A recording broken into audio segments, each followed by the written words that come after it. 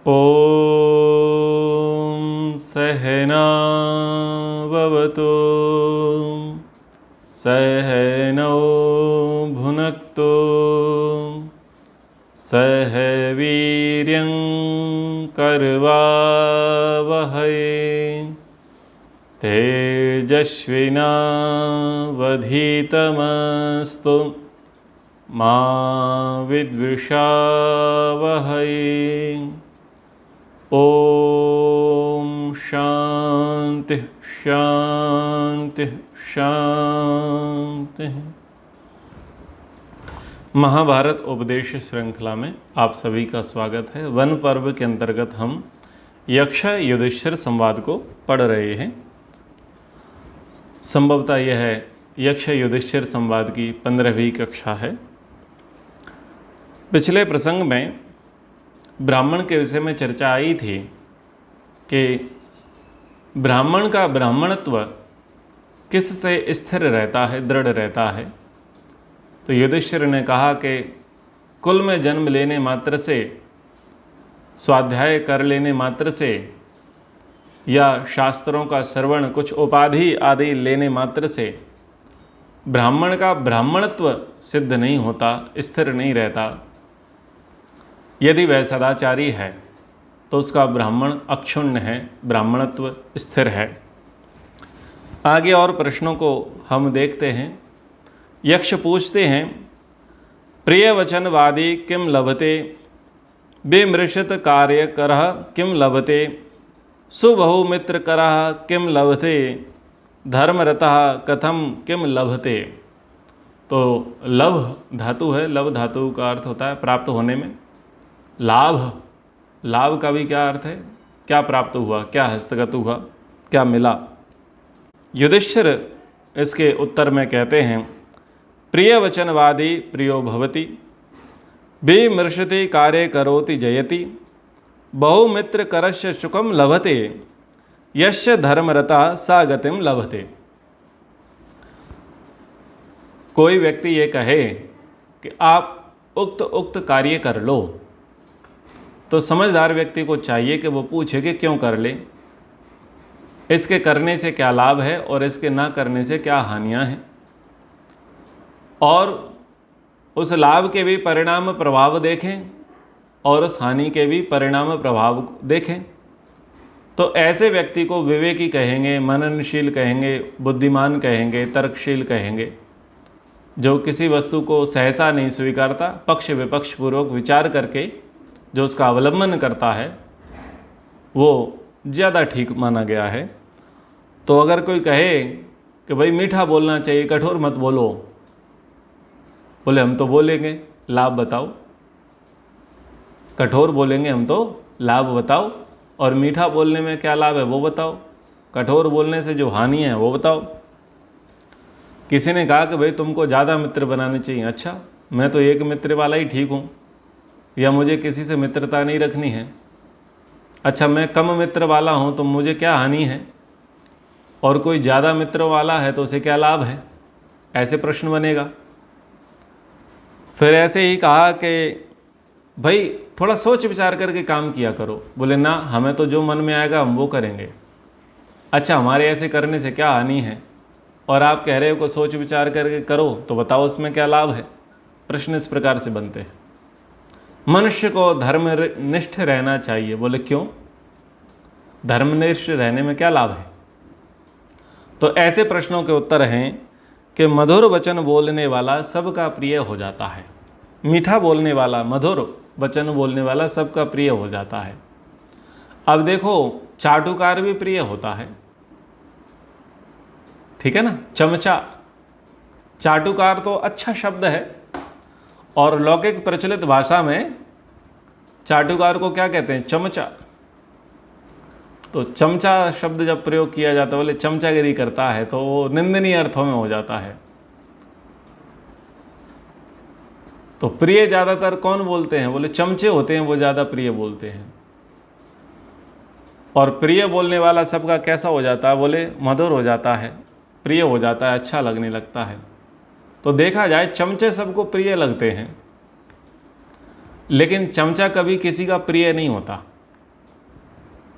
चमचा केवल स्वार्थी होता है, चाटुकार केवल स्वार्थी होता है, वो अपने स्वार्थ की सिद्धि करने वाला होता है। प्रिय कौन है? प्रिय है सत्यवादी। प्रिय के लिए कहा गया है कि प्रिय कौन हो सकता है? जो हितकारी और सत्यवादी है उसी को प्रिय कहेंगे। जो धोखे में रखे, कान भरे, लोगों को गलत सलाह देवे, चिकनी चुपड़ी मीठी बातें करे और चापलूसी करे, वो अपने स्वामी का कभी प्रिय, कभी हितकारी नहीं होता। वो उसका निश्चित रूप से अपयश कराने वाला होता है, उसकी महान हानि कराने वाला होता है। उससे ज़्यादा तो कहीं लाभकारी है निंदक, जो उसके मुंह पर चार बातें सुनाता है, वो ज़्यादा लाभकारी है। तो जो प्रशंसक हैं वो वस्तुतः उसका प्रिय करने वाले नहीं होते। प्रिय करने वाले वो होते हैं जो सत्यवादी हैं, जो हितकारी, जो उसके हित की कामना करते हैं। तो वो आप कैसे बन सकते हैं? बोले मधुर बोलने से बन सकते हैं। मधुर मतलब मीठा बोलने से। अब मीठा का मतलब क्या है? यथार्थ मीठा, मिलावटी मीठा नहीं। जैसे प्रिय के विषय में कहा, यानी चाटुकार के विषय में कहा, तो चाटुकार यथार्थ नहीं बोलता, हितकारी नहीं बोलता, पर मीठे बोलने वाले बहुत होते हैं। तो वैसे मेरा तो व्यक्तिगत एक रहता है कि मैं तो थोड़ा चिढ़ता हूँ कि कुछ लोग होते हैं, उनका स्वाभाविक ऐसा है, वो मीठा बोलेंगे परंतु उनके हृदय में कड़वाहट रहती है। उनका नेचर ऐसा है अपना उल्लू सीधा करने का। वो मीठा बोलेंगे, बड़ी विनम्रता के साथ बोलेंगे और ऊंचा ऊंचा करेंगे, आपको बड़ा बड़ा बनाते रहेंगे, लेकिन अपना उल्लू साधते रहेंगे, अपना प्रयोजन सिद्ध करते रहेंगे। तो वास्तव में देखे जाएं तो ऐसे लोग तो बड़े कुटिल होते हैं। जो सत्य बात कहे, हित की बात कहे, अच्छी बात कहे, धर्म की बातें कहे और अच्छे प्रकार से कहे, वही व्यक्ति ज़्यादा ठीक है और ऐसा व्यक्ति प्रशंसनीय होता है। आगे कहा, विमृशति कार्य करोति जयति। जो सोच विचार करके काम करने वाला होता है उसको सफलता मिलती है। क्या समय है, क्या साधन है और क्या सहयोगी हैं, जो इनको विचारता है और फिर विचार करके कार्य करता है, उसको सफलता मिलती है। ऐसा नहीं कि सहसा मन में कुछ भावावेश आए और योजनाएं बना दी और अगले दिन ही जाकर के वो योजनाएं ठंडे बस्ते में हैं। योजनाएं बहुत सारी व्यक्ति बनाता है, बहुत सारे विचार उसके मन में फूटते हैं, तो उन विचारों को उसे पकाना चाहिए, उसका पक्ष विपक्ष पूर्वक विश्लेषण करना चाहिए। और शास्त्र ने कहा, क्या कहा कि राजा को एकाकी विचार नहीं करना चाहिए। अगर विचार करना है तो वो 2 4 10 लोगों को लेकर के विचार करे, क्योंकि वो विचार जो उसके भीतर आया है वो उसके एक पक्ष को, एक पहलू को ही देख रहा है, दूसरे पक्ष दूसरे पहलू को नहीं देख रहा। इसलिए अगर आप कार्य में सफलता सिद्धि चाहते हैं तो अपने निकटस्थ किसी सहयोगी और किसी अनुभवी व्यक्ति के पास जाकर के अपना विचार साझा करना चाहिए कि मेरे मन में ऐसा ख्याल आया है, ऐसी योजना आई है, तो बताओ इसको करना कितना ठीक है। तो उस पर सोच विचार चिंतन मनन करना चाहिए। तो जो सोच विचारते हैं, चिंतन मनन करते हैं, उनको सफलता मिलती है। लेकिन कुछ लोग अति चंचल होते हैं, एकदम बस भाव आया और तुरंत घोषणा कर दी या कर बैठे, ऐसा कर बैठे, और परिणाम में क्या हुआ? परिणाम में उसमें दुख मिला। इसलिए सोच विचार करके काम करना चाहिए। और बहुत से मित्र बनाने वाला सुखी रहता है। ज़्यादा मित्र बनाओगे तो सुखी रहोगे। क्यों? आपने हर क्षेत्र में मित्र बना रखे हैं। शूद्र भी आपने मित्र बना रखा है और ब्राह्मण भी आपने मित्र बना रखा है। ग्रामवासी भी, नगरवासी भी और वनवासी भी आपने मित्र बना रखा है। जो मित्र बनाना जानता है और जो मित्र बनाए रखता है वो सुखी रहता है।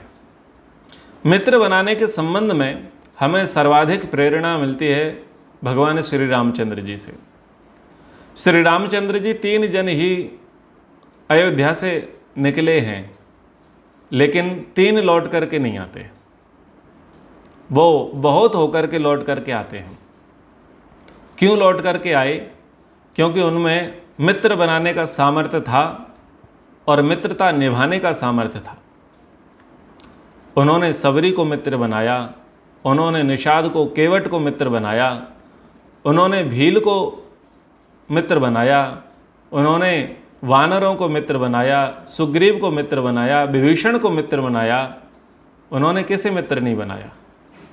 जितने जितने लोग उनके गुण कर्म स्वभाव के अनुकूल थे, उनके हितैषी थे, या वो जितने लोगों का हित कर सकते थे, वो मित्रता के कारण से ही उन्होंने क्या किया, बहुत सारे लोगों को अपने अंदर समाहित करा लिया और बहुतों के वो प्रिय बन गए।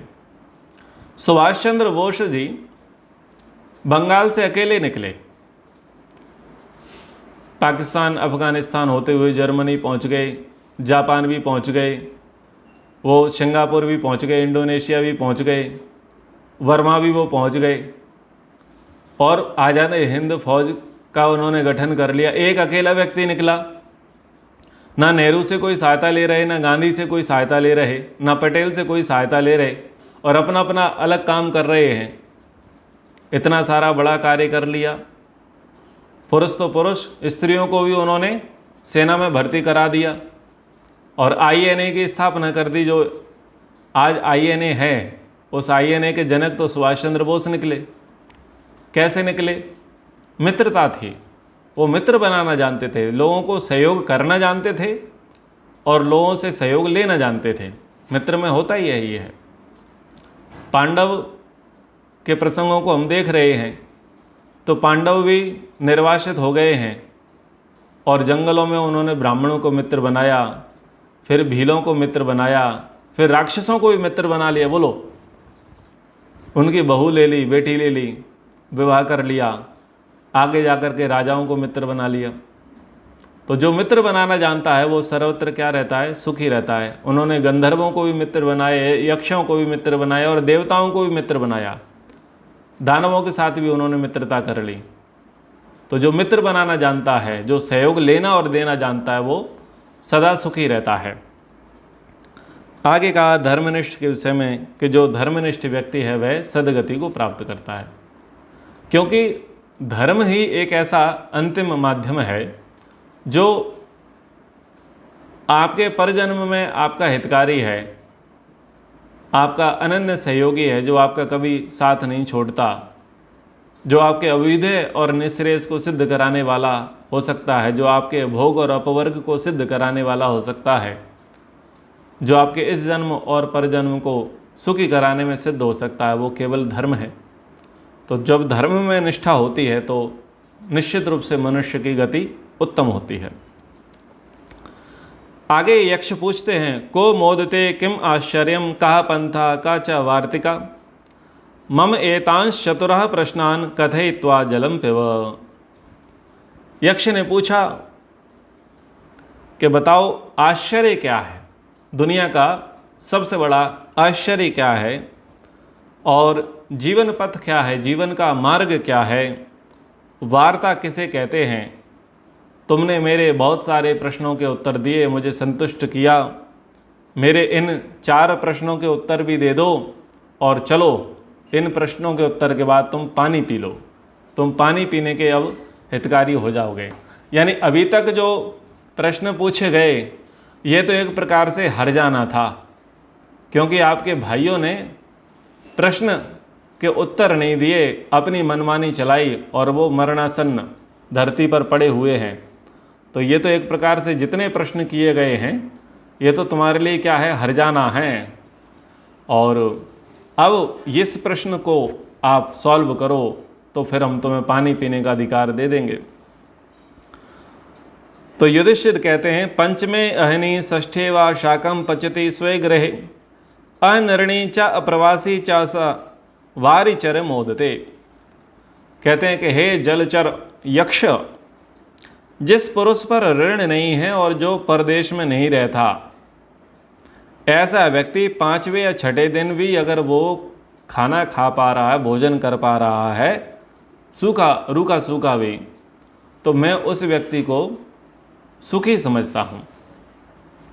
आचार्य चाणक्य, भर्तृहरि और अन्य नीतिकार और जो सुभाषितानी हैं, संस्कृत सुभाषित श्लोक, उनमें ये चर्चा आती है कि सुखी कौन है और दुखी कौन है।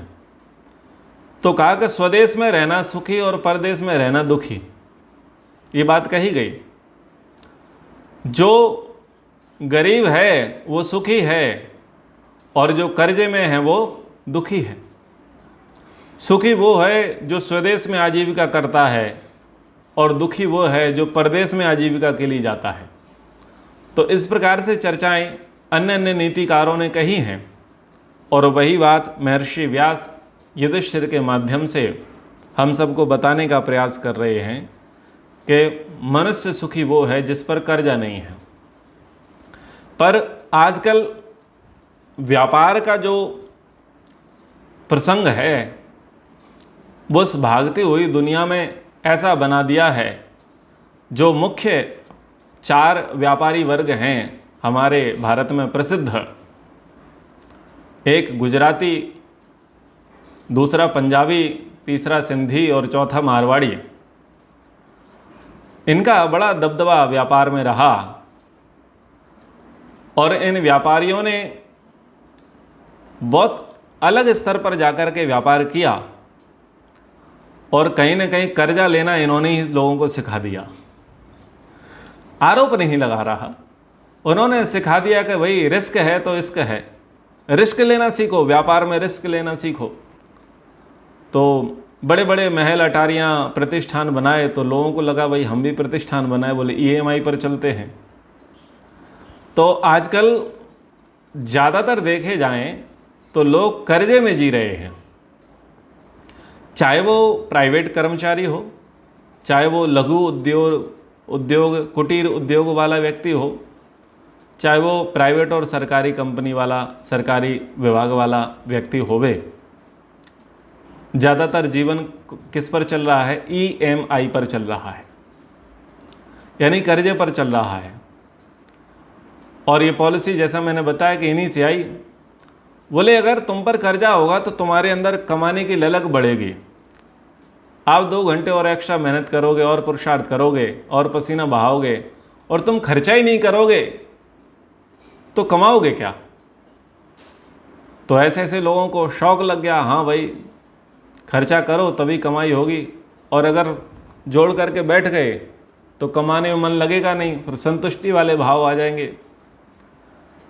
फिर मार्केटिंग उस प्रकार की हुई, उस प्रकार के एडवर्टाइजमेंट हुए, उस प्रकार की फिल्में बनी साथ साथ में जिसमें यही चीज़ें प्रमोट करी गई। तो अगर देखा जाए तो मैं व्यक्ति की तो बात नहीं करता, लेकिन परिवार की बात करता हूँ। परिवार में कोई ना कोई व्यक्ति, एक परिवार में तो ऐसा होता ही जो कर्जे में रहता है, क्रेडिट कार्ड पर और EMI पर जिनकी ज़िंदगी चल रही है और चीज़ें लेकर के सुखी हैं, बताने का प्रयास कर रहे हैं कि हम प्रसन्न हैं, हम सुखी हैं, लेकिन वास्तव में देखे जाएं तो दुखी हैं, क्योंकि चिंता है कि महीना पूरा होने वाला है और EMI भरनी है, क्रेडिट कार्ड से हमने खरीदारी की है, शॉपिंग करी है, तो समय से पहले हमें बिल चुकता करना है। लेते समय अच्छा लगता है, शॉपिंग करते समय बड़ी प्रसन्नता होती है, लेकिन महीना आता है तो हार्ट भी बढ़ने लग जाती है। तो शास्त्रीय दृष्टि से बोले आप सुखी नहीं हैं। और जो परदेश में नहीं है, परदेश में क्यों गया है? आजीविका के लिए गया है। परदेश में जाना पड़े और स्वदेश में आजीविका ना हो तो उसके लिए जिम्मेदार कौन है? उसके लिए जिम्मेदार राजा। राजा पापी होता है जो अपने स्वदेश में आजीविका नहीं कर पाता। इसका सबसे ज़्यादा दंड राजा को मिलता है। इसलिए मनुस्मृति में और हमारे जो धर्मशास्त्र रहे, वहाँ पर सब राजाओं को कहा कि प्रजा जो है मजदूरी के लिए बाहर ना जाए, परदेश में ना जावे। आपको अपनी प्रजा के योग क्षेम के लिए, आजीविका के लिए पर्याप्त योजनाएं अपने राज्य में, अपने जनपद में, अपने प्रांत में आपको लगानी चाहिए। तो भारत में भी बहुत सारे जो मुख्यमंत्री रहे, उन्होंने नई नई योजनाएं चलाईं, विदेशी कंपनियों को भारत में बुलाया, अपने अपने राज्य में बुलाया, उनको स्थान दिया, उनको प्रोटेक्शन दिया और कहा कि आओ आप हमारे यहाँ कुछ फैक्ट्रियाँ खोलो, कुछ योजनाएं चलाओ। और इस बहाने से फिर राज्य के लोगों को रोजगार मिला। बिहार इसमें बहुत पिछड़ा हुआ है, उड़ीसा इसमें पिछड़ा हुआ है, पश्चिम बंगाल बहुत पिछड़ा हुआ है। यानी जहाँ का राजतंत्र ठीक नहीं है, वहाँ की प्रजा परदेश जाती है कमाई के लिए, अपनी आजीविका चलाने के लिए। भारत के कई राज्यों के, कई जिलों के लोगों की आजीविका चलाने वाली बम्बई है, पूरा गुजरात राज्य है, दिल्ली है, ये बड़े बड़े हैं जो आजीविका चलाने वाले हैं। और निश्चित रूप से ये पाप है उस मुख्यमंत्री पर जो अपने यहाँ रोजगार सुविकसित नहीं कर पा रहा, अपने यहाँ लोगों को काम धंधे नहीं दे पा रहा, उनको प्रोटेक्शन नहीं दे पा रहा। तो निश्चित रूप से वो मुख्यमंत्री यानी राजा तो हो गया, वो विधायक यानी राजा तो हो गया, सांसद यानी राजा तो हो गया, परंतु उसके राज्य में लोगों को रोजगार नहीं है, तो उसको निश्चित रूप से पाप लगेगा धर्म की दृष्टि से, संविधान का भगवान मालिक। तो ऐसा व्यक्ति भले ही 7वें 5वें दिन यानी 3-4 दिन खाने के लाले पड़े हों, चलेगा, लेकिन 5वें 6वें दिन अगर खाने को मिल रहा है, चूल्हा जल रहा है, तो बोले तुम सुखी हो, कम से कम तुम पर कर्जा नहीं है और तुमको कमाने कहीं बाहर नहीं जाना पड़ रहा है। आगे, अहन्य हनि भूतानि गच्छन्ति यमालयम शेषा स्थावरम इक्षन्ति किम आश्चर्यम मतः परम। बोले संसार का जो सबसे बड़ा आश्चर्य देखा जाता है कि प्रतिदिन लोग मरते हैं, मृत्यु के ग्रास बनते हैं, और जो बचे हुए हैं वो ऐसा मानते हैं कि हम कभी नहीं मरेंगे। बोले यही संसार का सबसे बड़ा आश्चर्य है। अब ये बात कहाँ की है? देखो, यक्ष युधिष्ठिर संवाद की है। ये प्रसिद्ध प्रसंग जो कहते हैं ना, संसार का सबसे बड़ा आश्चर्य क्या है? बोले संसार का सबसे बड़ा आश्चर्य यह है कि अगले को आग लगाते हैं और खुद ये सोचते हैं कि हमें आग नहीं लगेगी। अगले को दफनाने जाते हैं और स्वयं सोचते हैं हम कभी दफन नहीं होंगे। अगले को मरता हुआ देखते हैं, लेकिन खुद क्या सोचते हैं कि हम तो चिरंजीवी हैं। हमारे शमशान घाट में जब प्रवेश करते हैं इस शहर के, तो वहाँ लिखा है बहुत अच्छे अक्षरों में, मुझे यहाँ तक लाने वालों, मेरी मंजिल तो यहीं थी, पर यहाँ तक आते आते सारी उम्र गुजर गई। तो वास्तव में शरीर की जो मंजिल है वो क्या है? शमशान है, वही है, क्योंकि पंचभूतों से बना है और पंचभूतों में मिलाने का जो एकमात्र माध्यम है वो क्या है? भस्मांतम शरीरम। तो वो शमशान ही क्या करता है? पंचभूतों में वापस मिला देता है। बोले जितने मटेरियल से बना था, जाओ वापस डिस्ट्रीब्यूट हो जाओ। तो अभी अहमदाबाद में बहुत बड़ी त्रासदी हुई और लोगों के जले हुए क्षत विक्षत शरीर मिले, उनको देखना भी कठिन था। और इस हृदय विदारक घटना को जितने लोगों ने प्रत्यक्ष देखा, निश्चित रूप से शमशान वैराग्य उनके भीतर आया होगा। लेकिन आश्चर्य की बात है कि कितने लोगों का ईमान जागा होगा इतनी भयावह स्थिति को देख करके, जिनका ऐसी भीषण त्रासदी को देख करके, विपत्ति को देख करके और हृदय परिवर्तित नहीं होता तो विधाता भी संभवतः उसके हृदय को परिवर्तित ना कर सके। कोरोना काल में बहुत सारे लोगों को हमने अपने बीच से जाते हुए देखा। जिन्होंने भी जाते हुए देखा, पिता ने पुत्र को, पुत्र ने पिता को विदा किया, पति ने पत्नी को और पत्नी ने पति को विदा किया, और बड़ा आघात उनके जीवन में पड़ा। यही कहें कि उनकी दुनिया ही बदल गई। पर बात यह है कि क्या उनके अंदर वैराग्य स्थापित हुआ? क्या सत्कर्मों ने उनके भीतर स्थान लिया? क्या उन्होंने व्यवहार, जीवनचर्या को बदला? नहीं बदला। अगर नहीं बदला तो उसको बोलते हैं महामोह, महाअविद्या। पिछले प्रसंग में मोह की चर्चा भी आई थी कि मोह क्या है। तो देखो, मैं आपको बोलता हूँ, आप समाचार पत्र पढ़ते हैं, न्यूज़ सुनते हैं, आप फिल्में भी देखते होंगे, टीवी सीरियल भी देखते होंगे, वेब सीरीज भी देखते होंगे।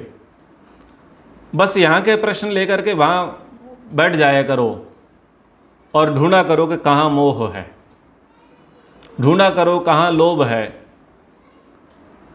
तो पिता ने देखा पुत्र अभी 20 वर्ष का है और उसके मित्र के द्वारा किसी की हत्या हो गई है, और पुत्र मित्र पर आश्रित है, करियर उसी पर आश्रित है, और मित्र के साथ पुत्र भी फंसेगा। पिता को लगा भाई कोई बात नहीं, हम तो 56-57 के हैं,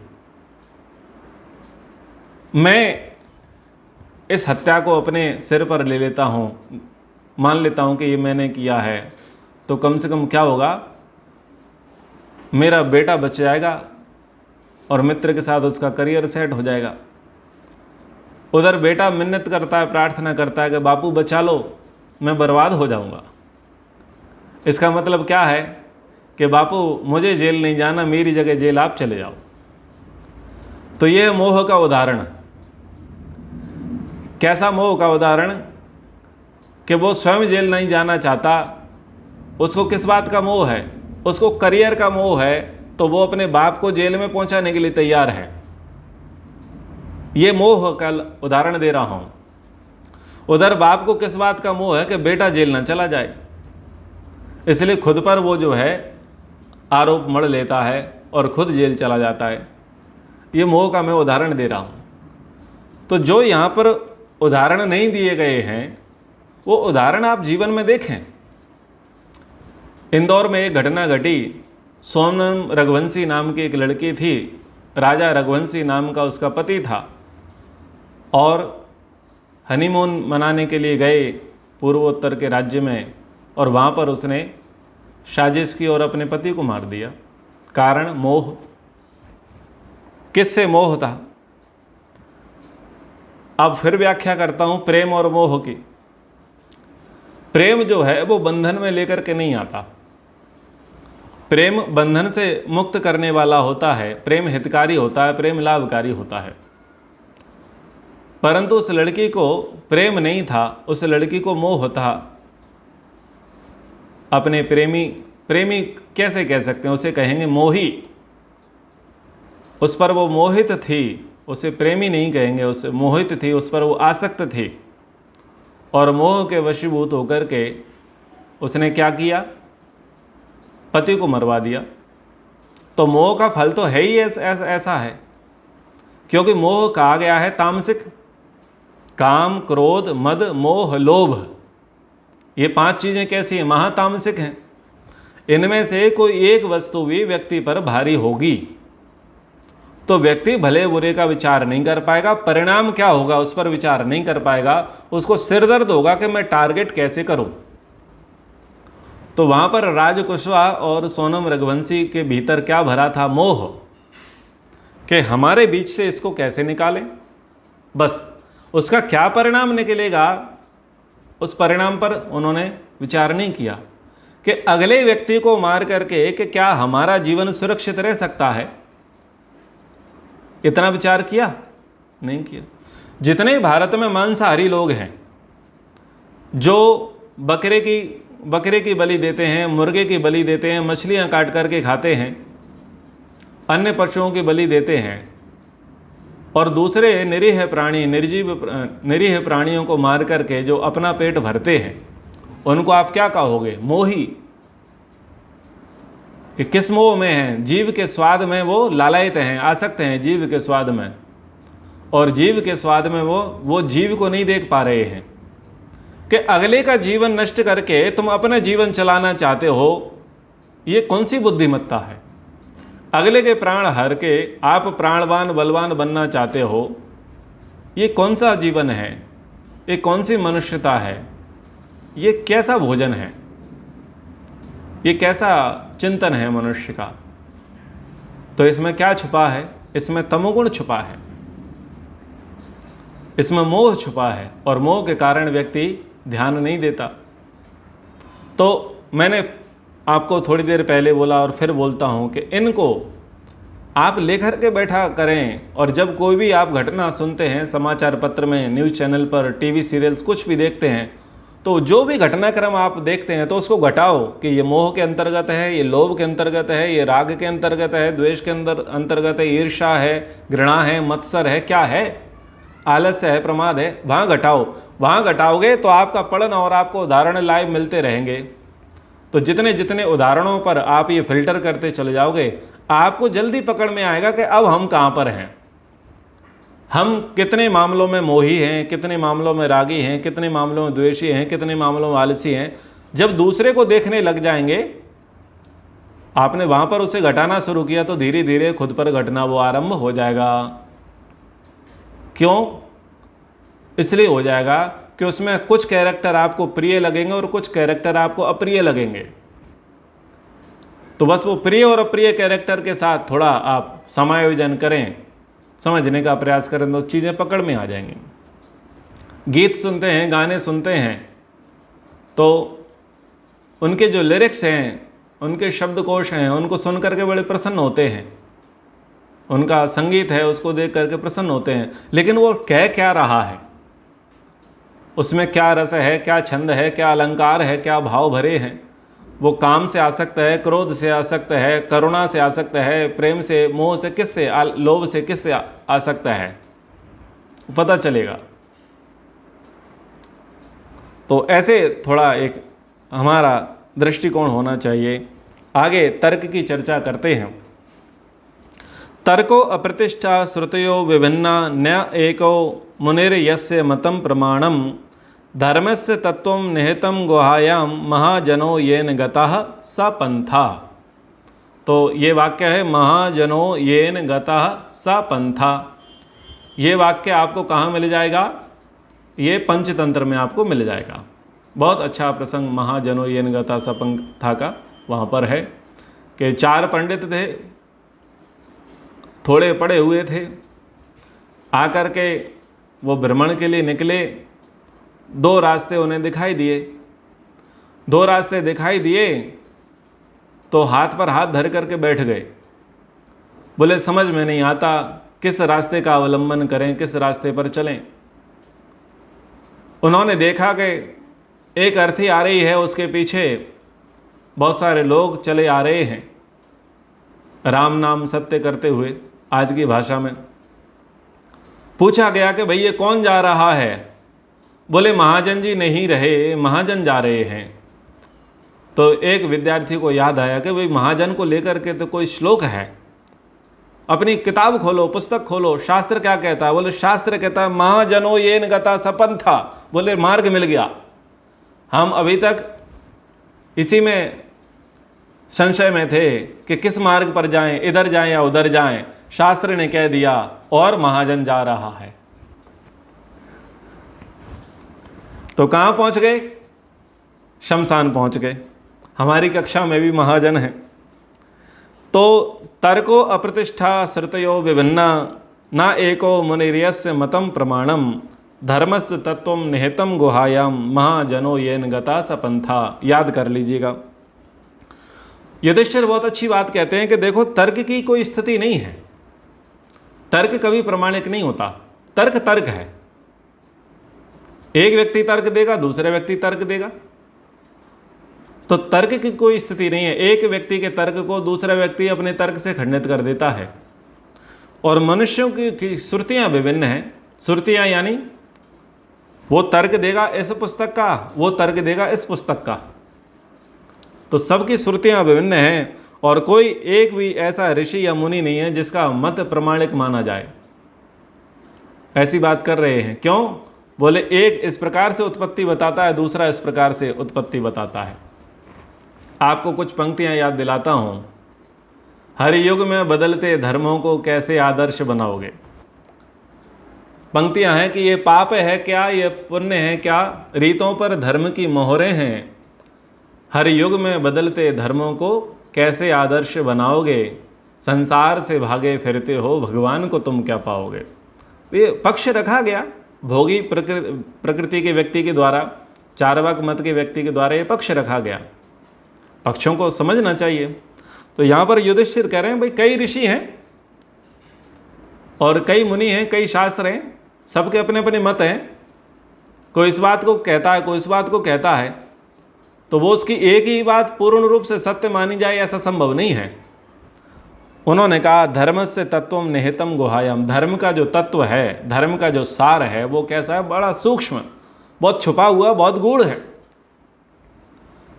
और यही चर्चा कौन करते हैं? यही चर्चा करते हैं पितामह भीष्म। जब युधिष्ठिर सभा में द्यूत क्रीड़ा में संलग्न थे और द्रौपदी को हार जाते हैं, तो द्रौपदी पूछती है बताओ तुमने मुझे कैसे हारा?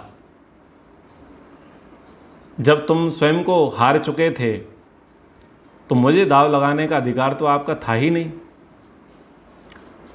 तो कई प्रश्न थे। तो युधिष्ठिर का वहाँ पितामह भीष्म कहते हैं कि बेटी तेरी बात मैंने मान ली, पर धर्म का जो तत्व है, जो रहस्य है, वो अत्यंत सूक्ष्म है। यानी ये बात कौन कह सकता है? ये वो कह सकता है जिसने बहुत कुछ पढ़ा है, बहुत कुछ जाना है, बहुत कुछ समझदार है। जो कम पढ़ा, कम जाना हुआ है, वो कह देता ये सही है और ये गलत है। ये ध्यान दीजिएगा। जबकि हमारे जितने शास्त्रकार, नीतिकार रहे, उन्होंने कहा ना इति ना इति। लोगों ने भगवान के विषय में, ब्रह्म के विषय में, ईश्वर के विषय में कह दिया बस ये भगवान है और ये भगवान नहीं है। लेकिन उपनिषदकारों ने क्या कहा कि मुझे लगता है कि मैं नहीं जान पाया। कुछ कुछ बताने का प्रयास किया, फिर कहा कि अगर इतना ही है तो ये तू गलत मानता है, वो इतना नहीं है, वो इतने से भी बहुत आगे है, मैं उसके विषय में अधिक नहीं कह सकता। जब आप आर्य विचारधारा में प्रवेश करते हैं पौराणिकता को छोड़ करके, तो 1-2 सप्ताह में आपकी स्थिति कैसी होती है? महापंडित जैसी स्थिति होती है। महापंडित जैसी स्थिति होती है। 3 दिन में पुरोहित और 7 दिन में अपने आप को आचार्य मानने लग जाते हैं, और 8वें दिन पढ़ाने वाले कोई बोलते हैं बेटा तू ये गलत बोल रहा है, तो इसको बोलते हैं अधजल गगरी छलकत जाए। तो वो नया नया आया था, तो उसकी बुद्धि, उसको लगा बस PhD हो गई मेरी। 4 सत्संगों में आए, 2 शिविर गए और सत्यार्थ प्रकाश के 4 अध्याय पढ़ लिए, तो बस हम महापंडित हो गए। लेकिन जब वही व्यक्ति दीर्घ काल तक अध्ययन करता है और फिर से उससे पूछा जाता, बोल आत्मा को समझा, अष्टांग योग समझ में आया, परमात्मा समझ में आया, धर्म समझ में आया? बोले भाई कुछ पल्ले नहीं पड़ा। 10-20 वर्षों तक स्वाध्याय करने के बाद व्यक्ति ये बोलता है कि भाई मेरी ज़्यादा पूरी समझ में नहीं आया।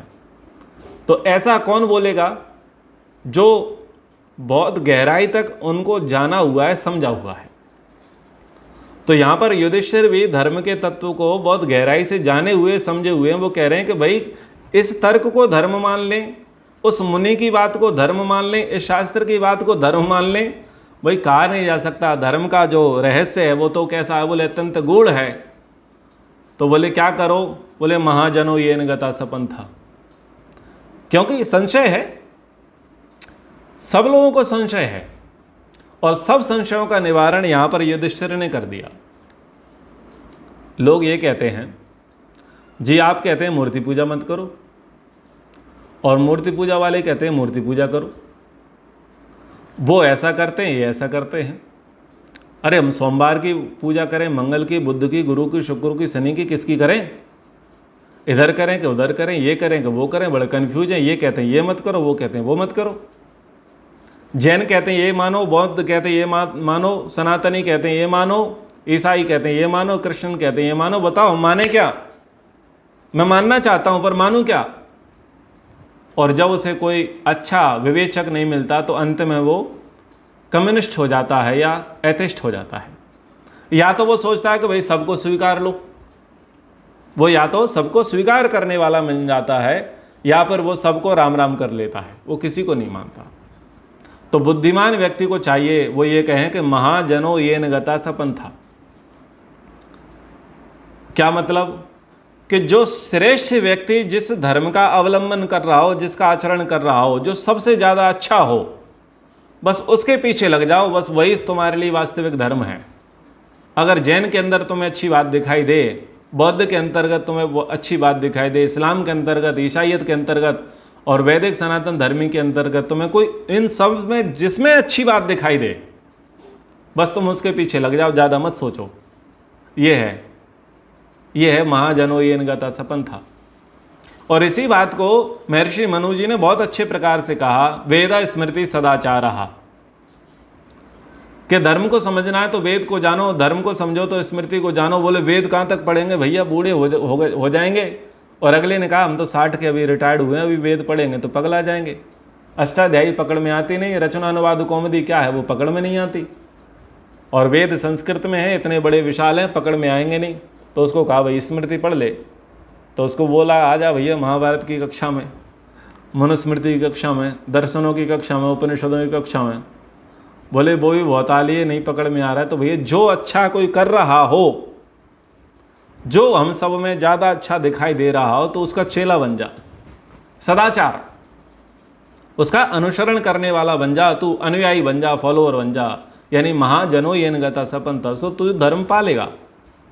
अब इतनी बुद्धि तू रखना कि तुझे पकड़ में आना चाहिए कि कौन महाजन है। सरनेम महाजन वाला होगा तो बेटा शमशान घाट पहुंच जाएगा, वहाँ नहीं जाना है। तो पहले ही बता दिया है, सरनेम के पीछे मत जाना कि शर्मा है कल्याण कर देगा, ये पाठक है पढ़ा देगा, ये समाधि आए समाधि लगा देगा, ये अध्वर्यु हुए हिंसा मुक्त और यज्ञ करा देगा, ये महाजन है महान बना देगा। ना भाई, सरनेम के पीछे मत जाना, काम के पीछे जाना। तो बस उसी को महापुरुष कहते हैं। महापुरुष जिस मार्ग का अवलंबन करते हैं उस पर तुम्हें चलना चाहिए। तो और भी कुछ प्रश्न हैं, उनको हम अगले प्रसंग में पढ़ेंगे। और ये यक्ष युधिष्ठिर संवाद अब विराम की ओर, यानी यक्ष युधिष्ठिर संवाद की वह अगली कक्षा जो है अंतिम कक्षा होगी। अब समय के अनुसार कक्षा को विराम। एक बार ओम का उच्चारण। ओ